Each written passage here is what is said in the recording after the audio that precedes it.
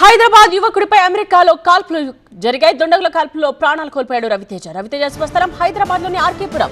2022లో America వెళ్లి masters పూర్తి చేశాడు రవితేజ. చైతన్యపురి పరిధిలోని ఆర్కేపురం గ్రీన్ హిల్స్ కాలనీకి చెందిన కొయ్యాడ చంద్రమౌళి కుమారుడు రవితేజ 2022 మార్చిలో అమెరికా వెళ్లాడు. అక్కడ మాస్టర్స్ పూర్తి చేసి ఉద్యోగాన్వేషణలో ఉన్నాడు. వాషింగ్టన్ ఏవ్లో దుండగులు జరిపిన కాల్పుల్లో మృతి చెందాడు రవితేజ. దీంతో హైదరాబాద్లోని అతని నివాసంలో విషాద ఛాయలనుకున్నాయి. ఈ పరిస్థితి ఎవ్వరికీ రాకూడదంటూ రవితేజ తండ్రి విలపిస్తున్నారు. తన బాధ ఎవరికీ చెప్పుకోలేనిదంటూ కన్నీరు మున్నీరయ్యారు.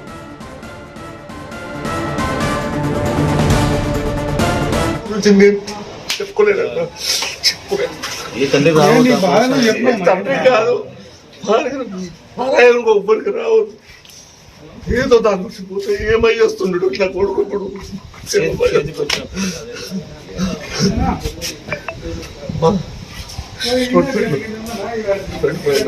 ఊకోరైనా ఇప్పుడు ఏం చేయలేదు.